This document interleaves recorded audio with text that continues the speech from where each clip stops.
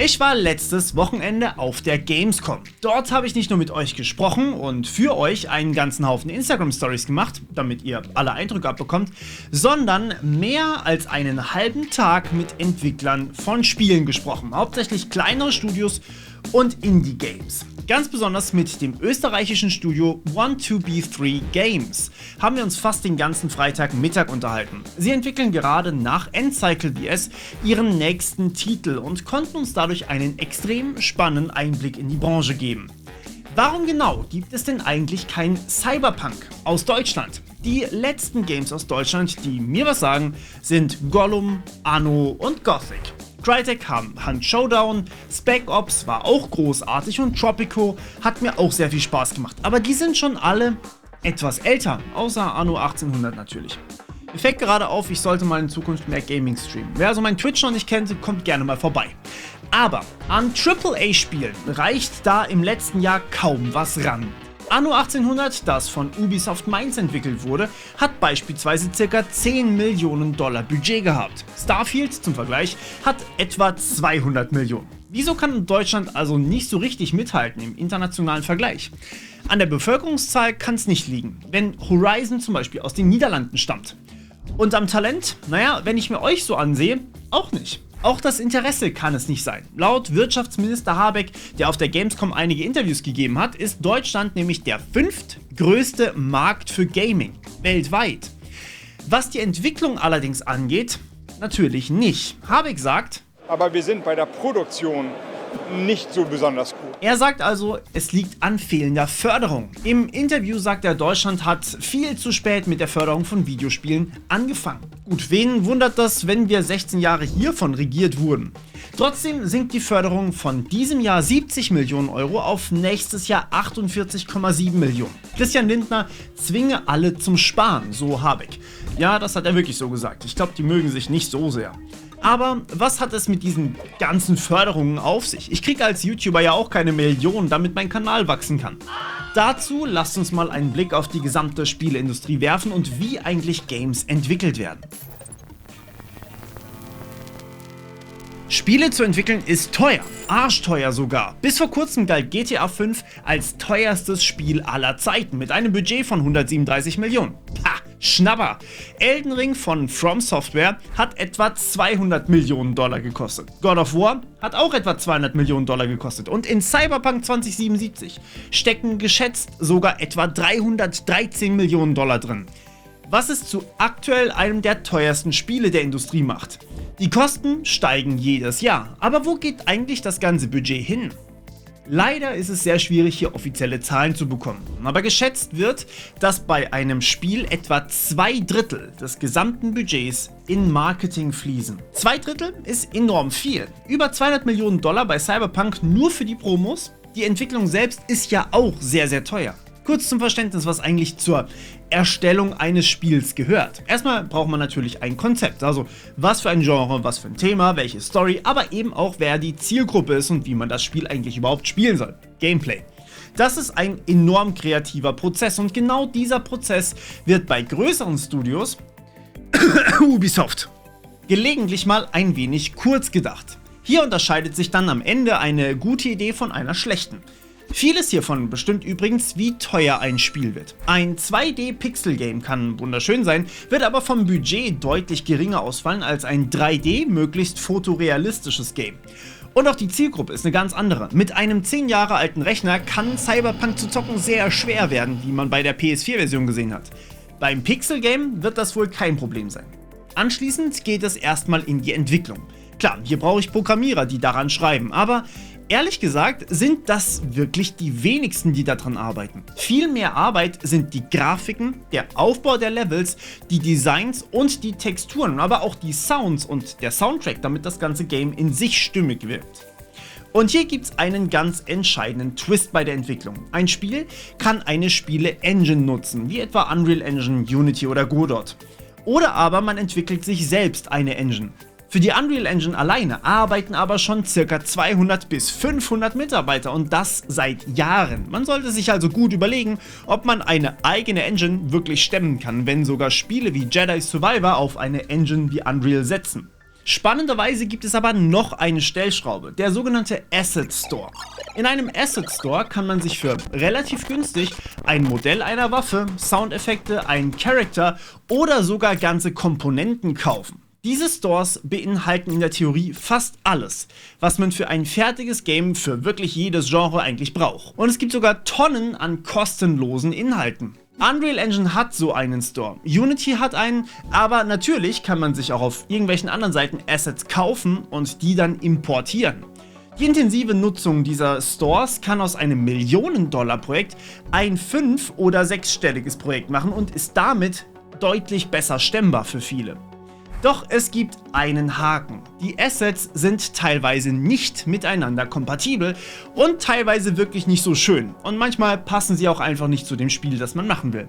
Es wirkt dann sehr schnell generisch, seelenlos und langweilig, wenn jedes Game sich hart am Asset Store bedient. Ein Beispiel, das wir im Stream hatten, Phasmophobia. Das wirkt tatsächlich so, als wäre jedes einzelne Asset aus dem Asset Store und alles wurde nur zusammengeklatscht und dann ein bisschen angepasst. Das habt ihr so während dem Stream von mir geurteilt. Aber genau das ist die magische Stellschraube, die Indie-Studios überhaupt erst die Entwicklung von Spielen ermöglicht. Große Studios erstellen natürlich alles selbst. Animationen werden mit Motion Capturing aufgenommen. Alles ist vertont, sprich zig Synchronsprecher werden beauftragt und alle Assets sind wirklich stimmig und selbst designt. Nach den Animationen, wenn dann alles zusammengepackt wurde, geht es aber natürlich noch ans Testen. Und wie gesagt, fett ans Marketing. Ein kleiner Stand auf der Gamescom kostet 5-stellige Summen. Ein ganzer Tag auf der Eventbühne über 200.000 €. Ein paar Kooperationen mit Influencern, um ein Spiel bekannter zu machen, Keanu Reeves, der im Spiel auftaucht und sogar spricht, oder Nicolas Cage in Dead by Daylight. Da wird sehr schnell sehr teuer. Aber ohne Marketing kriegt man von einem Spiel eben kaum mehr was mit. Es entstehen so viele Spiele, die Potenzial ohne Ende haben und die sogar eigentlich zu Hits werden könnten, wie Among Us. Aber wir kennen sie einfach nicht, weil sie halt einfach nicht in unserem Feed aufgetaucht sind. Apropos Feed, vielleicht kanntest du, ja du, mein Projekt, die Bootstrap Academy noch gar nicht, weil es einfach nicht in deinen Feed gerutscht ist. Ich versuche aktuell meine Bildungsplattform für eine neue Art der Bildung zu benutzen. Aktuell vor allem im Bereich Informatik. Du kannst dort Programmieren lernen, Hacken lernen, alles über KI, aber natürlich auch Spieleentwicklung, komplett gratis. Nicht alles, finde ich, muss im Frontalunterricht gezeigt werden. Für How-Tos sind Videos doch einfach sehr viel besser. Damit lernst du, was du brauchst, in deinem eigenen Tempo. Auf der Gamescom erst habe ich wieder einige von euch kennengelernt, die sich quasi alles, was ein ganzes Studium braucht, in Eigenregie beigebracht haben. Mit meinen Videos. Wir arbeiten gerade am nächsten großen Release und hoffen, dass wir schon im September das große Update fertig bekommen. Dann werdet ihr alle die Möglichkeit haben, sobald ihr ein gewisses Level erreicht habt, selbst Aufgaben und Quizzes zu erstellen und euch damit auch Premium-Inhalte wie Webinare komplett selbst zu erarbeiten. Mein Ziel? Ich habe gelernt, dass ihr krass seid. Manche im Bereich Robotik, manche im Bereich Cybersecurity und andere wieder woanders. Warum sollte ich also alleine das ganze Wissen vermitteln?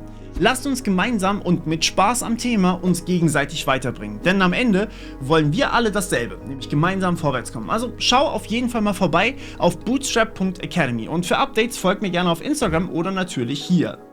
So, das ist also nun, wie große Studios mit der Entwicklung von Spielen umgehen. Aber wie machen das eigentlich kleine Studios, die man noch gar nicht kennt, die man vielleicht nicht auf dem Schirm hat? Kleine Studios ohne Publisher, also Indies, haben kein Geld. Wie fängt man also an? Kaum jemand wird zufällig von einer riesigen Anzahl von Streamern entdeckt und dadurch populär, wie das bei Among Us passiert ist. Kaum ein Game schafft es zu Erfolg durch Mund-zu-Mund-Empfehlung. Und ohne Geld ist das Game gar nicht erst fertig zu bekommen. Kleine Studios müssen deshalb erstmal ein riesiges eigenes Investment eingehen. Die Entwickler von Want2Be3 Games haben mit uns ja geredet und die haben erstmal als Entwickler woanders gearbeitet und sich etwas angespart. Das ist alles in ihr Studio geflossen. Anschließend heißt es für alle Studios erstmal Geld für einen Prototypen zusammenbekommen. Einen Prototypen könnt ihr euch als eine billigere Demo vorstellen. Ihr habt ein Level, in dem man schon spielen kann, mehr oder weniger. Alle oder viele Assets sind dann aus dem Asset Store und sehen dementsprechend halt auch nicht so toll aus, aber ihr habt die Kernmechanik, das was euer Spiel so besonders macht, ausgearbeitet. Dieser Prototyp ist für kleine Teams schon mal eine ganze Zeit Arbeit. Denn sind wir mal ehrlich, Spieleentwicklung ist eine der schwersten Disziplinen, die Informatik so zu bieten hat. Ihr müsst Design, also teils sogar im dreidimensionalen Raum machen. Alles muss in Echtzeit laufen oder spielt ihr gerne mit Lag. Ihr müsst aber, wenn ihr ein Multiplayer-Game habt, auch Serveradministration beherrschen und das in Dimensionen, die wirklich wahnsinnig sind. Fall Guys beispielsweise muss bis zu 100 Spieler gleichzeitig miteinander synchronisieren, so dass ich sehen kann, wo alle anderen 99 sind und welche Aktionen sie möglichst jetzt direkt gemacht haben und nicht vor einer Sekunde. Das ist fucking schwer und läuft meist in der Cloud. Und natürlich können Spiele auch gehackt werden. Spieleserver können angegriffen werden und sogar Computer von anderen Spielern können übernommen werden. Also Security ist da auch dabei. Und für die KI gegen oder mit der ihr spielt, müsst ihr im Zweifelsfall auch mal ein bisschen KI machen. All diese Kompetenzen in einem kleinen Team von 3 Menschen, das nenne ich schon eine Königsdisziplin. Leider ist aber der Prototyp für viele Studios deswegen schon deutlich zu teuer. Es gibt hier 2 Möglichkeiten. Entweder man macht alles alleine und finanziert sich den Lebensunterhalt anders, zum Beispiel durch Ersparnisse, oder aber man arbeitet nur in seiner Freizeit daran. Oder natürlich, man bekommt eine Förderung vom Land bzw. Staat.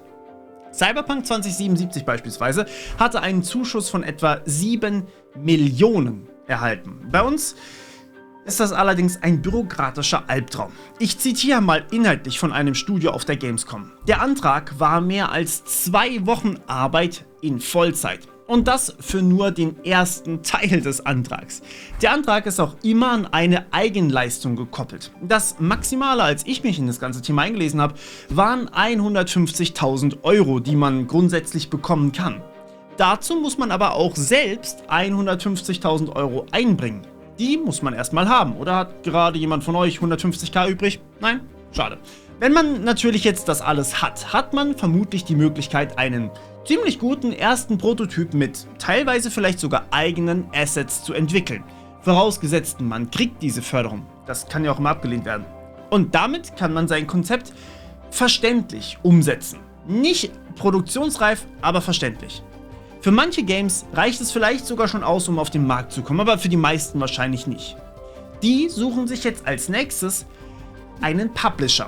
Dieser Publisher finanziert dann vielleicht nochmal einen Teil der Entwicklung, aber auch hier gibt es sehr viele Fallstricke. Manche Publisher wollen thematisch Inhalte vorgeben.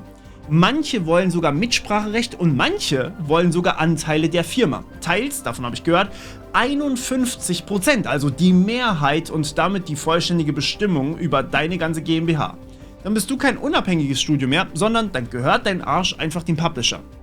Findest du aber einen akzeptablen Publisher, sagen wir jetzt einfach mal, dann machen die normalerweise das Marketing für dich und übernehmen einen gewissen Teil der Produktion und bekommen dafür natürlich auch Anteile.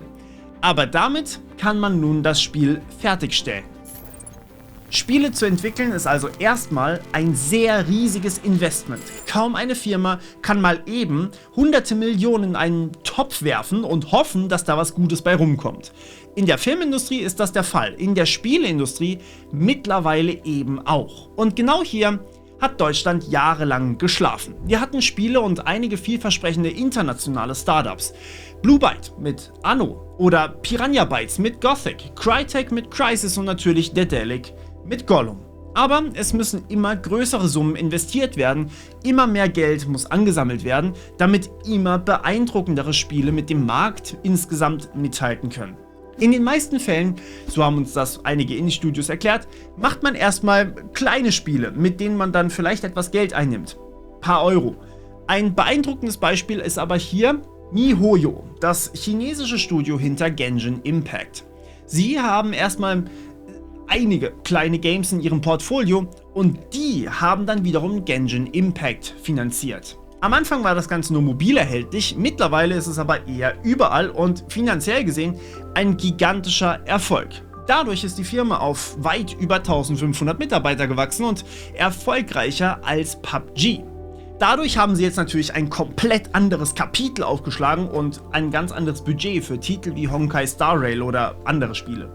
Viele Studios gehen mittlerweile den kleineren Ansatz mit Handygames und wachsen dann in den Konsolen- und PC-Markt also erstmal rein, weil die Eintrittshürden so groß sind. Erstmal dann 2D-Games, die sich mäßig verkaufen und dann vielleicht irgendwann 3D. Aber diesen Schritt sollte man sich auch sehr gut überlegen, denn der frisst mehr Ressourcen, als ihr euch wahrscheinlich vorstellen könnt. Selbst 2,5 Dimensionen waren bei Trine so viel, dass das Studio erstmal echte Probleme hatte. Und wo ist Deutschland eigentlich bei all diesen ganzen Games? In der Zeit, als weltweit überall Spielestudios ihre ersten Hits hatten, gab es in Deutschland einfach keine wirkliche Förderung. Viele Spielestudios sind daher hier gar nicht mal erst zum Publisher gekommen und hatten gar keine Möglichkeit, einen erfolgreichen Titel zu erstellen, auf dem sie dann aufbauen konnten. Ein paar gab es bereits, aber die mussten natürlich weiterhin erstmal selbst schauen, wo sie bleiben. Und seither ist der Markt sehr viel härter geworden. Die großen Studios geben mehr aus und die Eintrittshürden sind noch größer. Es braucht also mehr Geld, damit bessere Spiele erstellt werden können, aber es ist halt auch erstmal deutlich schwerer, unsere Aufmerksamkeit zu bekommen. Ein noch so schönes Indie-Spiel kann einfach da draußen rumliegen, es kommt vielleicht oder wahrscheinlich nie auf euren Radar. Deutschland braucht einfach mehr Förderung, um mithalten zu können, mehr Investments, die mit großem Risiko verbunden sind, um international in der Spieleindustrie auch dabei zu bleiben. Aber leider können wir uns das aktuell nicht wirklich leisten.